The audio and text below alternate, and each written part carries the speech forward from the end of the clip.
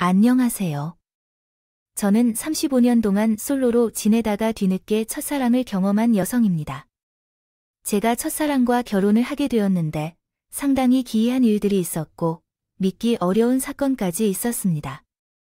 마지막 반전은 상상할 수 없을 만큼 재미있을 것이기 때문에 꼭 제 이야기를 들어주셨으면 좋겠어요. 저는 35살까지 남자와 사귀어 본 적이 없는 솔로였던 상태로 모태 솔로의 이야기처럼 느껴졌고 결혼한 제 자신을 상상해 본 적도 없었습니다. 그러나 우리 회사와 거래하고 있는 중국 기업에서 파견 온 남자가 있었어요. 저는 그와 함께 보름 동안 협업을 하면서 사랑의 꽃도 피울 수 있었어요. 그가 제게 먼저 호감을 표시하고 저 또한 가슴이 설레는 감정을 느낀 뒤 함께 업무를 끝낸 이후에 사귀기 시작했습니다. 그는 어디 하나 빠지는 것이 없었습니다. 외모도 출중하고 성격도 좋으며 책임감도 있고 경제적으로도 안정되어 보였어요. 늦은 첫사랑이지만 제대로 된 사람을 만난 느낌이었고 아주 기뻤습니다. 그동안 다른 남성과 사귀기 위해 사랑을 해본 적이 없는 정도로 괜찮은 남자였어요. 제가 첫 연애라서 미묘한 신호를 잘 못 주고 매번 좋아서 해맑게 웃었어요.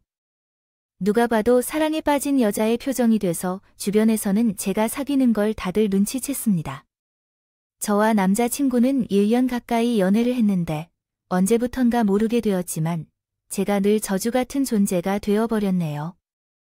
부정하고 싶은 것은 없지만 제가 더 사랑했던 그림이었다고 생각하시면 될 것 같습니다. 결혼 생각은 당연히 했지만 먼저 결혼하자는 말은 못했어요.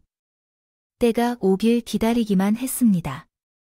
그러나 1년 2개월 연애한 후 그이가 프로포즈를 해줬어요. 기뻐서 눈물이 펑펑 쏟아졌어요. 이 남자가 저를 버리면 어떻게 할지 걱정을 많이 했었는데 망설이지 않겠다는 말에 감동했습니다. 그래서 예비 시어머니를 만나러 가기로 했어요. 홀어머니와 단둘이 살아왔다는 말을 듣고 긴장을 많이 했지만 찾아뵙게 되었습니다. 시어머니는 제 얼굴을 빤히 보시더니 한마디. 아들, 얼마나 소중하게 키워주셔서 감사합니다. 저도 그렇게 생각해요. 오빠는 멋지고 잘난 분이시죠. 그것에 동의합니다. 하지만 오빠만큼 사랑해줄 여자는 없다고 생각해요. 제가 오빠에게 정말 잘해줄 아내가 될 거예요. 허락해 주실 거죠, 어머님? 엄마, 웬만하면 허락해줘. 나가 연애를 안 하면 결혼을 안 할 거예요. 혼자서 늙어가는 거죠. 그런 녀석이 여자에게 정신을 팔아서 어머니께 별소리를 다발합니다. 결혼 반대한다는 말은 안 했습니다. 조건이 하나 있는데요. 아가씨, 우리 집에서 2년만 같이 살자고요. 살림도 배우고 남편 도우는 법도 하나하나 배우면 좋잖아요. 아가씨 이런 생각이요. 거기서 고민을 해야 했는데 생각보다 말이 앞서 나갔습니다. 어머님, 열심히 배워볼게요. 여기서 함께 지내보겠습니다. 이렇게 빨리 결정한다고 생각할 필요도 없이 내 아들이 좋은 건가요? 제가 오빠를 많이 좋아해서요. 무엇이든 잘해낼 자신 있습니다. 어머님, 이렇게까지 내 아들이 좋다 하니 나도 기분이 좋네. 그럼 시집살이 하는 조건으로 다가 두 사람 결혼해네. 감사합니다. 고맙습니다. 어머님, 저는 뭐가 그리 좋았는지 그와 결혼만 하면 무조건 다 좋을 줄 알고 집사를 선택하게 됐습니다. 양가 부모님을 모시고 상견례를 치르는데 별다른 문제나 갈등 없이 잘 치러졌고 다만 친정 엄마가 시집살이 하는 것이 마음에 걸렸는데 제가 할 수 있다고 설득해서 잘 마무리가 되었습니다. 그래서 결혼 후 남편과 시어머니와 셋으로 살게 되었는데 제가 모르던 남편의 모습이 보였습니다. 퇴근하고 저녁 식사를 하고 제가 설거지를 할 때 그이가 시어머니 무릎에 기대고 애교를 떨더군요. 엄마, 나 귀 좀 파줘. 귀는 깨끗하네. 아이고, 근데 새치가 몇 가닥 보인다. 엄마가 쪽집게로 뽑아줄게음. 고마워, 엄마. 나 오늘 회사에서 김무장한 연락을 받았잖아. 대머리 독수리가 자기 일을 나한테 떠넘기고 조기 퇴근했다니. 우라질 놈이 또 너한테 일을 넘겼어. 아, 그놈, 언젠가 한번 내가 손 좀 봐줘야겠다. 카민의 귀한 아들의 심기를 생각했습니다. 건드렸기에 말이다. 우리 소중한 아들을 못살게 꾸미는 것들 다 쳐주나 받아라. 설거지하지 않은 제 뒤에서 모자의 대화 소리는 계속 이어졌다. 엄마, 어제 마누라랑 뜨거운 밤을 보냈는데 완전 좋았다. 라고 말했다. 그랬어. 우리 아기가 벌써 커서 결혼도 했는데 여자랑 한 입술을 덮고 사랑까지 나누니 대단하네. 근데 아기야, 너 엄마를 더 사랑해. 마누라를 더 사랑해. 아, 둘 다 에이. 한 명만 골라야지. 나랑 내 처가 물에 빠지면 누구를 먼저 구할 거야? 아, 당연히 엄마지. 엄마는 나이도 있고 수영도 못하니까. 아이고, 우리 아기가 아직 엄마가 더 좋구나. 역시 피는 속 있는 법이지. 그 이와 연애하는 동안에는 마마보이라는 걸 전혀 눈치채지 못했어요. 늘 남자다운 모습을 보여서. 집안에서도 그렇게 될 줄 알았죠. 그런데 남편은 심각한 마마보이였습니다. 집에 들어오면 하루 일과를 모두 보고했고 상사 뒷담화를 오랫동안 하더군요. 또한 저와 잠자리를 하고 난 후 다음날 시어머니께 알렸습니다. 엄마, 어제 마누라랑 열정적으로 달아올라갔어요. 아이고, 잘했네. 비 언제 장가간 산에 닿아지는 거야? 장하다. 내 아들, 넌 아버지 닮아서 힘이 창사일 거야. 엄마의 말이 맞네. 그러면 엄마가 손주를 기대해도 되는 거야? 그럼이 엄마가 손주를 기대해도 되는 거겠지. 아주 열심히 하고 있으니까 조금만 기다려. 그 말을 듣고 소름이 돋았어요. 둘이 있을 때 충고를 했습니다. 오빠, 아 진짜 좀 심하네. 아이 정도 마드이 마아 보일 거라고는 상상도 못했어. 어떻게 우리가 잠자리를 하는 것까지? 아, 이 아세요? 뭐 좋으대요? 우리 엄마란 말이요. 그리고 나는 그냥 엄마랑 사이가 좋은 아들뿐이에요. 누가 봐도 마마보이라는 말도 아주 심각해서 제발 집에서 말을 줄이고 딱 필요한 말만 하라는 말이에요. 제가 편안치 않게 했잖아요. 여보, 그런 말 하지 말고 우리 집에서 사는 동안에는 즐겁게 지내자고 해요. 우리 엄마는 홀로 나 키워왔는데 다른 어머니들보다 더 특별해서 그런 거예요. 좀 이해해 주세요. 사이 좋게 지내면 좋죠. 그래서 그러는 거라도 그런데 오빠랑 어머님은 조금은 적으셨죠. 나이 40이 다 되어가는 아들한테 아기라고 부르거나 오빠가 어머님 품베개를 하거나 혀가 짧은 목소리로 얘기하는 것도요. 애교를 보면 좀 불편하다. 그 정도야. 내가 문제가 있는 걸로 알겠다. 당신이 말한 대로 고칠게. 그 정도면 남편이 알아들었을 줄 알았는데 다음날 시어머니가 나를 불러와 화를 냈습니다. 나의 아들과 나가 다정하게 지내는 걸 싫어한다면서 뭐, 마마보이, 너는 애미가 아들을 귀하게 여기고 대화를 많이 나누는 것이 마마보이로 보인다. 나의 아들이 애교를 부리는 것이 불편하다고 하는구나, 어머님. 저는 그러니까 좀 지나친 것 같아서 했던 말이에요. 결코 어머님과 남편 사이를 멀어지게 하고 싶은 말은 아닙니다. 오해 마세요. 크게. 설이지 아무리 나랑 아들이 징그럽게 보였어도 그런 말을 함부로 할 수가 있냐? 너 내가 좋게 봤는데 아무래도 잘못 본 것 같구나. 어머님 죄송해요. 제가 실수했어요. 됐다. 이미 감정이 상했다. 그런데 너 말이야, 언제 아기가 갖는 거니? 내 아들 말로는 일주일에 4번씩은 잠자리를 한다던데 내 이가 횟수까지 말했어요. 어머님, 이건 좀 아닌 것 같아요. 부부끼리 있던 일을 사사건건 다 말해주면 이해할 수 없고 어머님이 저한테 그런 걸 들었다고 말씀하시는 것도 이상해요. 이상하다고 네 눈에 우리가 이상한 모습으로 보인다는 거냐?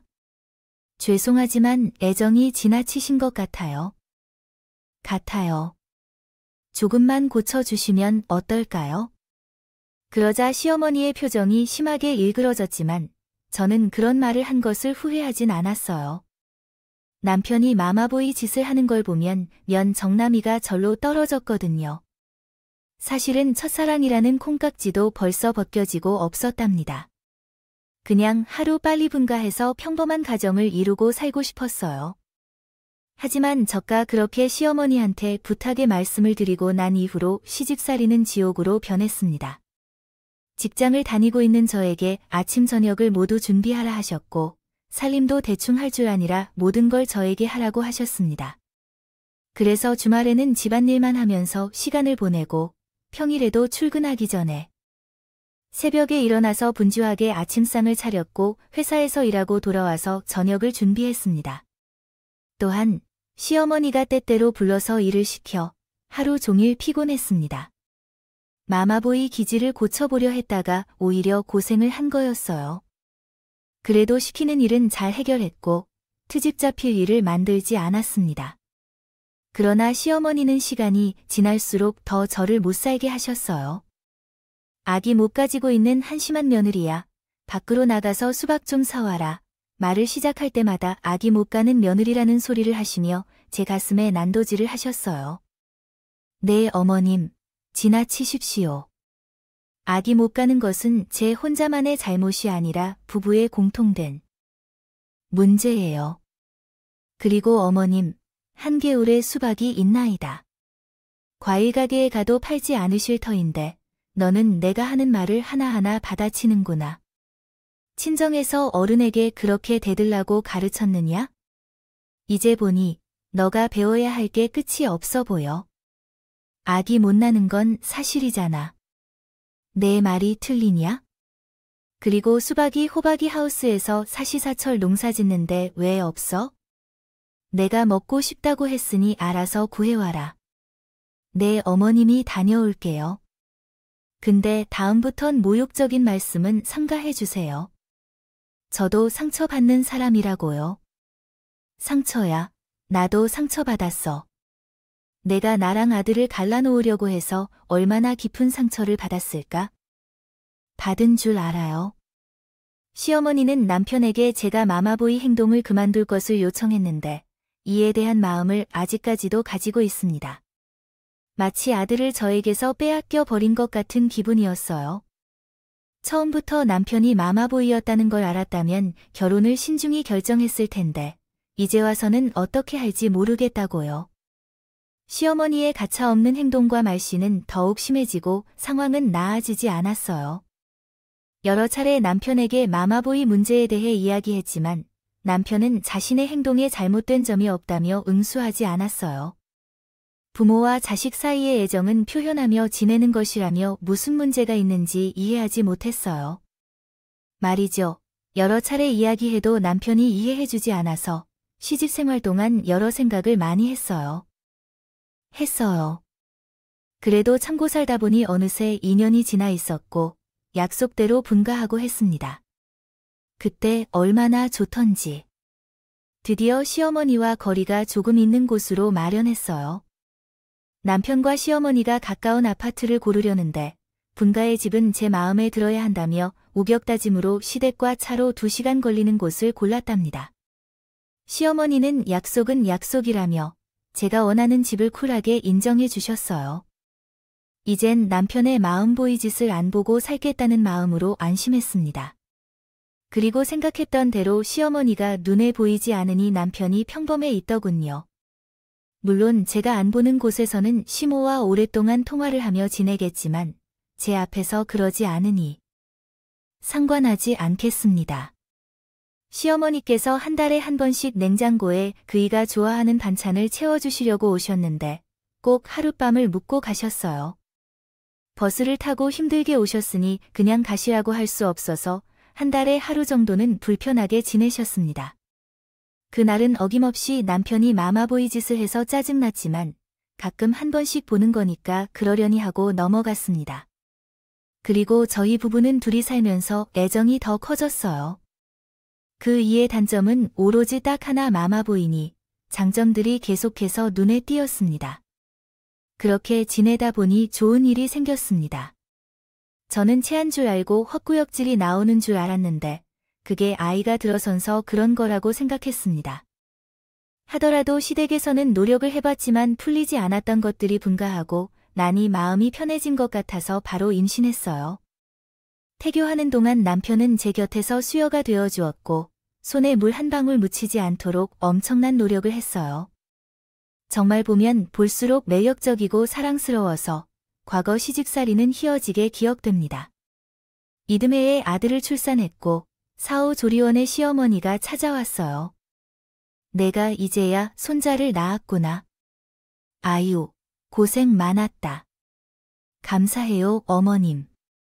그래, 그 다음 주에 집에 들어가는 거지네. 실컷 쉬다가 집에 가야죠. 앞으로 우리 새 식구를 예쁘게 키우겠어요, 어머님. 새 식구라니 좋긴 한데 내 식구면 더 좋을 것 같지? 아니에요. 둘째를 낳으라는 말씀이신가요? 어머님, 제가 노력해 보겠습니다. 지금은 몸을 푸는 것이 중요하고 우리 아들에게 집중해야 해요. 네, 그럼 잘 쉬고 집에 들어가세요. 시어머니께서 고생했다 말씀하시며 손자를 안아주셨는데 그다지 기쁘지 않은 표정이셨어요. 손자를 촬영하시던 분이 맞는지 의심스러울 정도로 냉담한 표정이셨습니다. 일주일 뒤 조리원에서 퇴원하는 날이 왔어요. 아들을 품에 안고 남편의 차에 태워 집 앞까지 편안히 갔어요. 하지만 사다리 차가 주차장을 막아둬서 조금 떨어진 곳에 주차했어요. 뭔가 오늘 이사 온 사람이 있나 봐요. 여보, 빨리 와주세요. 몇 층으로 올라가야 하는지 모르겠는데, 그래? 뭐, 그런 걱정할 필요 없어. 우리 집으로 가자. 아, 드디어 돌아왔다. 저는 아들과 남편을 따라 잠시 후 현관 앞에 다가왔습니다. 오빠, 우리 집 문이 왜 열려 있지? 어머, 우리 집에서 왜 낯선 남자가 나오는 거야? 이게 무슨 일이야? 그러니까 뭐야? 똑바로 말해. 지금 사다리차가 우리 집으로 짐을 옮기고 있어. 나와봐. 내가 직접 확인해야 돼. 하고 먼저 현관 안으로 들어갔습니다. 그리고 거실 바닥에 여러 가지 짐이 널려 있었습니다. 시어머니가 사우켈리조리원에서 가족들이 같이 살면 좋겠다고 한 말이 누구를 뜻하는지 그때야 깨달았습니다. 자신이 우리 집에 와서 같이 살겠다고 한 말 없이. 이사 온 거야, 아이야?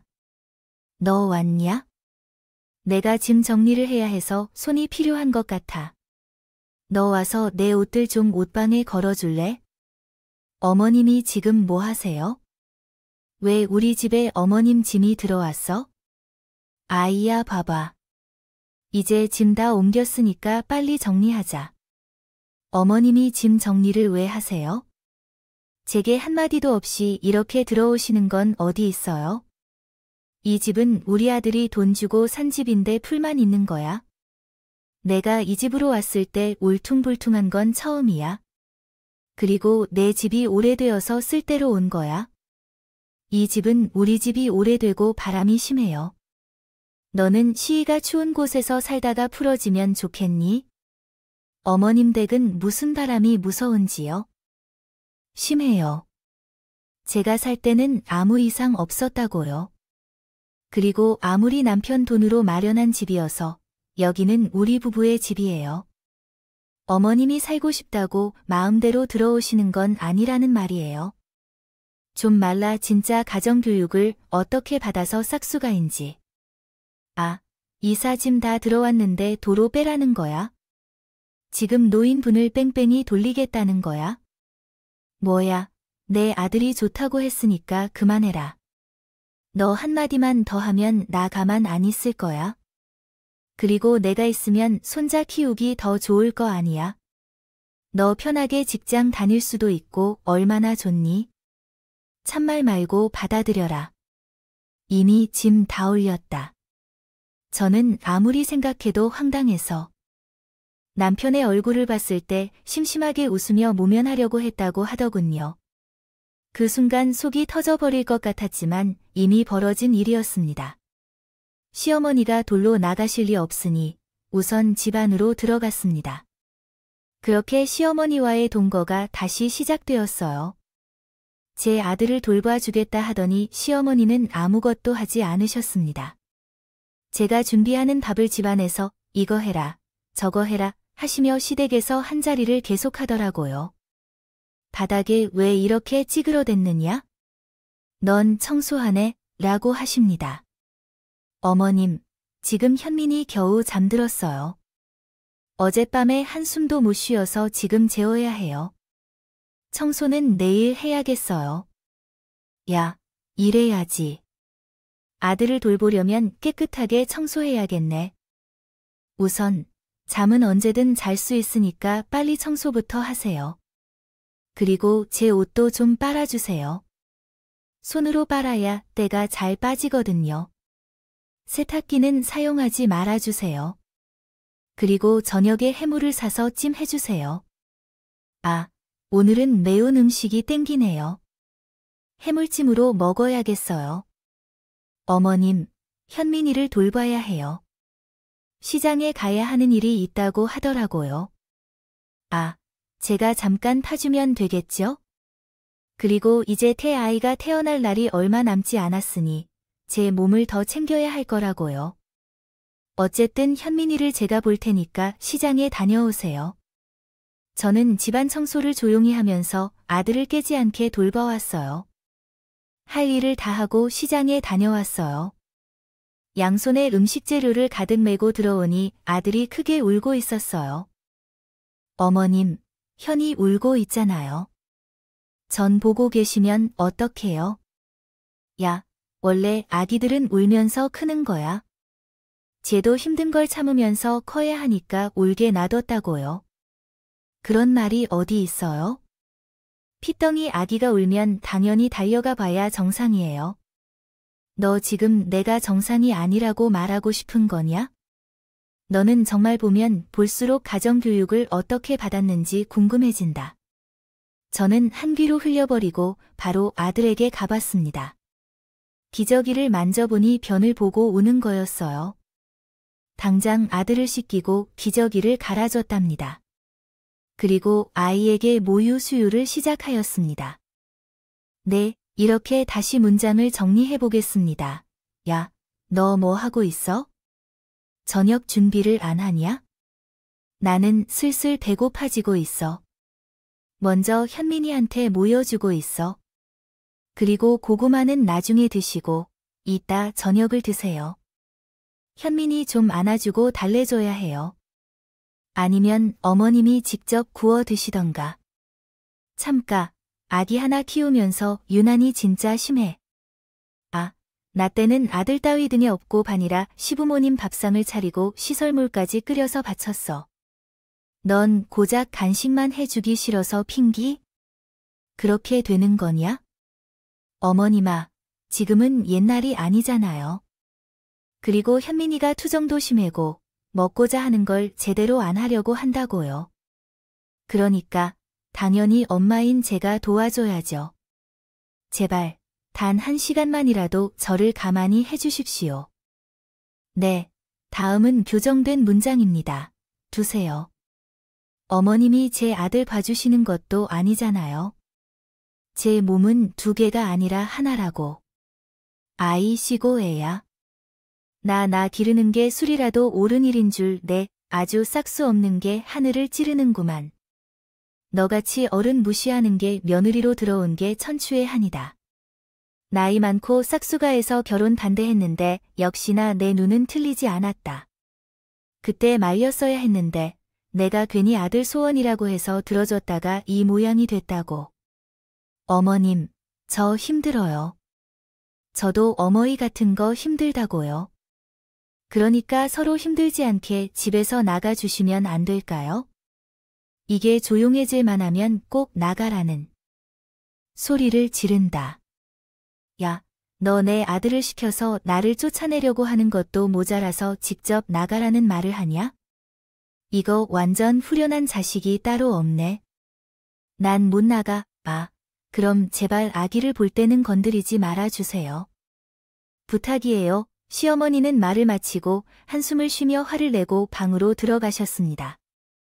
저는 아들을 돌보거나 집안일을 하느라 바쁜데 시어머니는 하루 종일 자신이 원하는 것을 들어달라며 정성스럽게 복간했습니다. 한 달이 지나도록 저를 심하게 괴롭혀서 남편에게 이제 그만 시어머니를 내보내자고 했어요. 더는 참기가 힘들다고. 오빠, 나 어머니랑 지내는 게 너무 힘들어. 우리 아들을 보기도 힘든데. 옆에서 계속 일을 시킨다는 이야기야. 아, 우리 엄마가 괜히 일을 시킨 건 아니야? 아니, 아줌마 하지만 우리 엄마면서도 자식된 도리를 다 해야지. 지금 내가 힘들다는데 계속 어머님을 갑질하고만 있는 거야? 당신은 누구랑 결혼한 거야? 아, 그 성질 좀 고쳐야 할 것 같다. 나한테 그럴 필요 없던가? 엄마한테도 바득바득 대들지 않아도 되는데. 비디오 해보세요. 그렇게 말하고 있는 거 아니에요? 만약 장모님이 우리 집에 오셨으면 난 당신처럼 대하지 않았을 거예요. 우리 엄마가 오셨으면 시어머니처럼 안 하실 거예요. 가족들도 도와주시고 살림도 도와주시겠죠. 오빠, 어머님이 날 너무 힘들게 해. 제발 나가시라고 해줘. 응, 화를 내보기도 하고 회유하며 해야겠다. 부탁을 해봤지만 남편은 조금만 더 같이 지내자며 어이없는 대답만 내놓았어요. 2년을 참다 겨우 분가했는데 그럴 때마다 정말 죽을 맛이 났습니다. 결국 시어머니와의 동거는 1년 가까이 하게 되었지만 저에게 큰 문제가 생겼어요. 산후 우울증과 공황장애가 같이 나타나서 숨이 막히고 기분이 불안해졌습니다. 방을 열고 나가는 것조차 위험한 일이 일어날 것 같은 상상이 들기도 했어요. 시어머니 목소리만 들으면 심장이 떨어지는 느낌이었고 욕을 들으면 정신이 고장 나버린 기분이었어요. 예, 넌 방 안에 앉아있는데 뭐 하는 거야? 나태하게 자빠져 있지 말고 오늘은 식사 좀 준비해라. 달콤한 사랑 콩국수 좀 해먹자. 당연히 콩은 직접 퍼서 먹었죠. 반문에서 나타난 감정들을 가벼운 마음으로 다시 평평하게 이야기할게. 제 상태가 좀 안 좋아서 병원에서 우울증과 공황장애를 진단받았어요. 집을 나가는 것이 너무 어렵고 어머니와 지내는 것도 무서워요.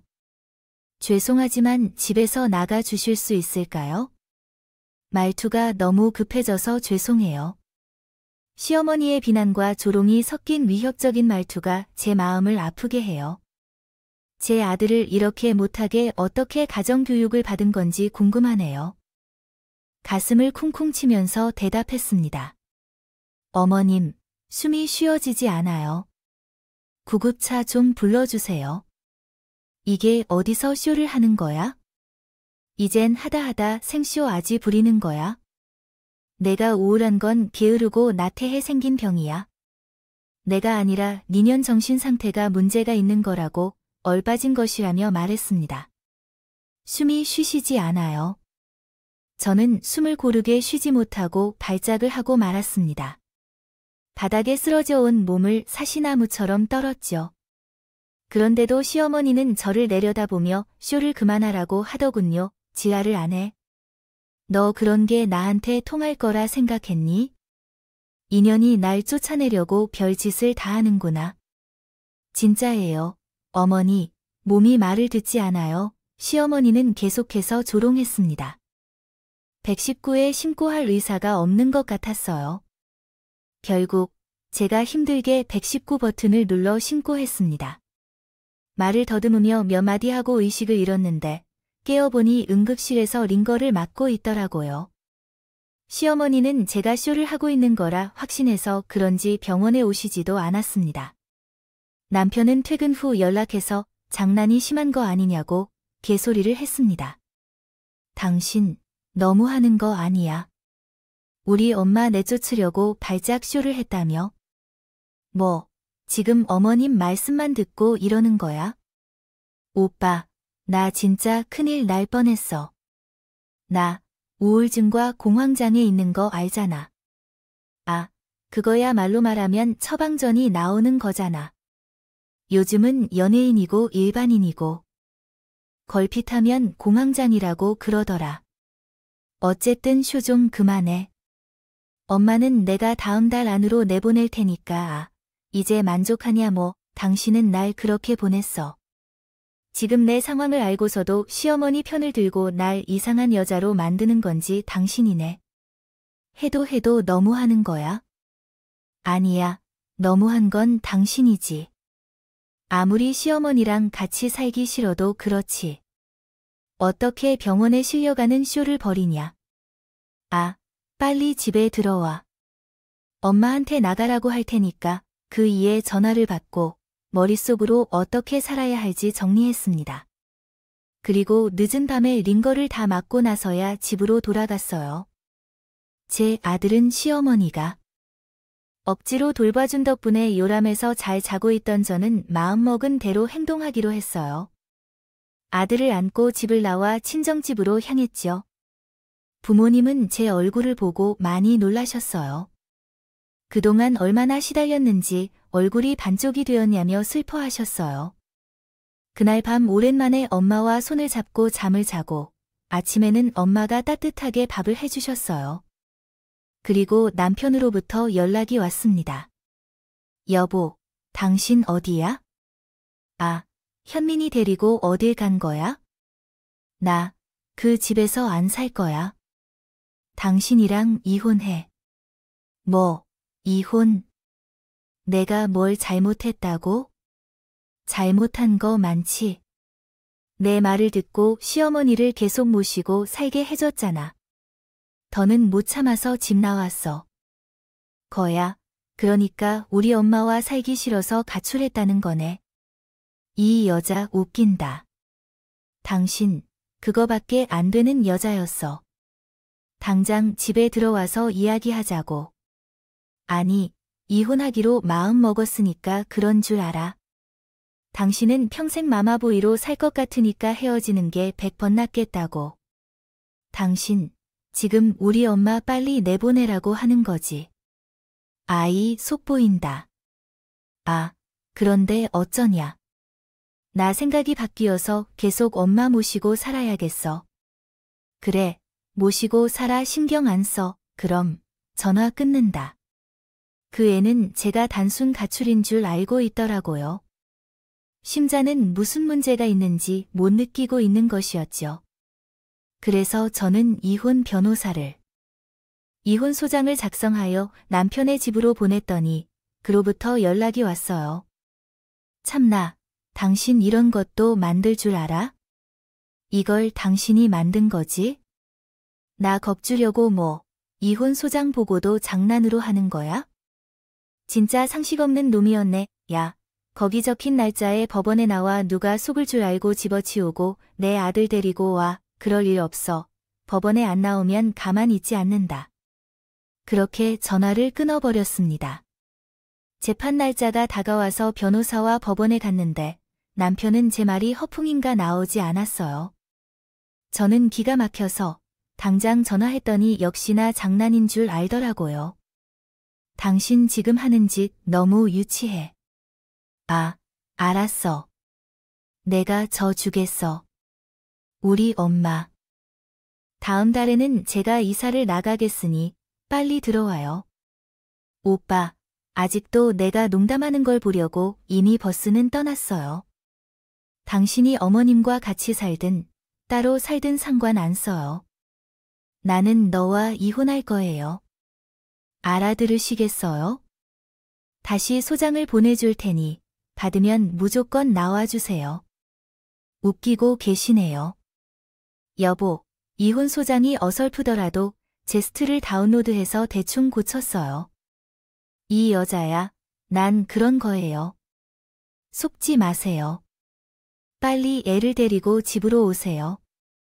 제 남편은 마마보이일 뿐만 아니라 모질한 놈이었습니다. 제가 보낸 이혼 소장이 쇼를 하는 걸로 보고 있었어요.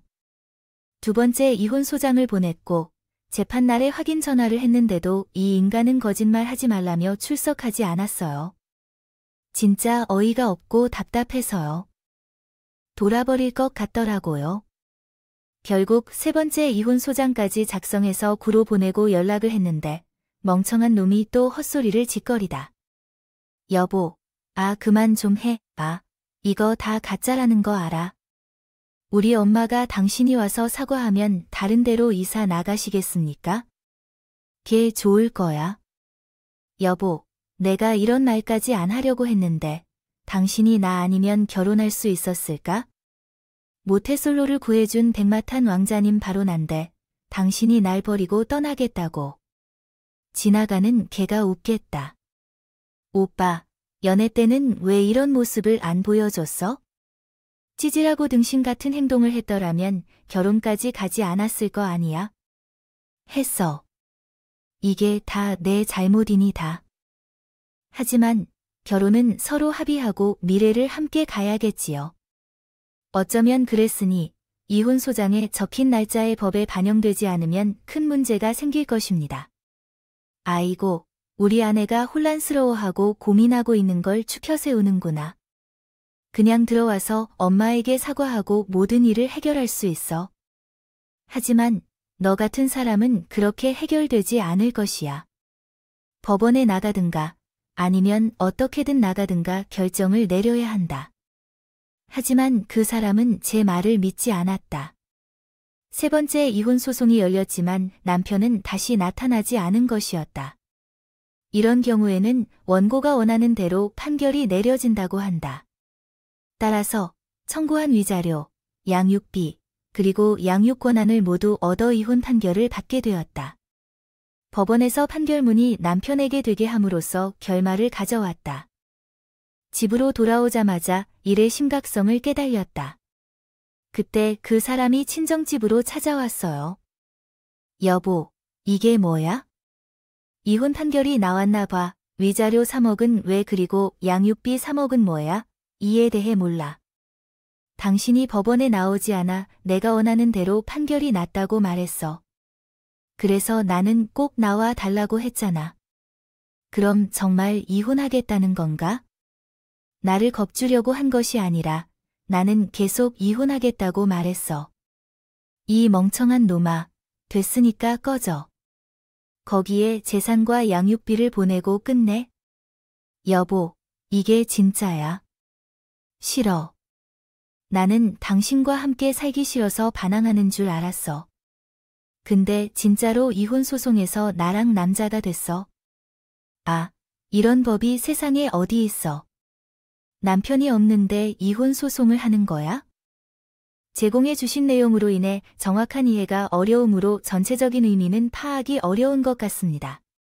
하지만 해석 가능한 내용을 바탕으로 재구성해 보겠습니다. 당신은 위자료로 불렀고 이혼을 끝내고 싶어 했다. 하지만 이미 이혼이 완료되었다. 당신의 호적에서 제 이름은 이미 사라졌다. 내 아이도 제 호적으로 옮겨 성씨도 바뀔 것이다. 소송으로 갈 것이기 때문에 미리 알고 있어 이해에 도움이 되지 않았다면 더 자세한 내용을 제공해 주시기 바랍니다. 보이야. 가서 엄마 품에 누워서 애교를 부리자. 살아, 여보. 나는 정말로 잘못을 저질렀어. 당신과 현민을 잃고 싶지 않아. 내가 1000번을 말해도 해결되지 않았잖아. 이제 와서 이런 식으로 변할 게 없어. 우리는 끝났어. 당신은 천륜을 끊는다고 했잖아. 잠깐. 내가 지금이라도 엄마와 관계를 정리하면 돌아올 수 있을까? 여보, 당신이 날 다시 받아준다면 엄마와 관계를 끊을게. 당신이 천륜을 끊는다고 하지 마세요. 소용없어. 계속해서 어머님께 애교를 부리면서 살아야 해. 어떻게 하면 용서받을 수 있을까요? 여보, 기회를 주세요. 제발. 그런 게 아니에요. 그냥 내 눈앞에서 사라져 주세요. 다신 나타나지 말아 주세요. 내가 멍청하게 법원에 출석해서 위자료를 청구한 대로 받았기 때문에 아끼지 말고 전 재산을 다 털어내라는 말에 남편은 울부짖었고 이런 일이 어디에서 일어났느냐고 난리를 쳤습니다. 그때 친정아버지는 상황이 안 좋다 싶어 그 이에 머리카락을 잡고 끌고 나갔습니다. 끝까지 잘못했다고 사과했지만 아버지는 집 밖으로 내쫓아버리고 다시 들어오지 못하게 막았습니다. 그날 이후로 남편은 매일같이 찾아왔지만 결코 받아들이지 않았습니다. 결국 남편은 이혼을 받아들이게 되어 위자료까지 다 지급하고 알거지가 되었습니다.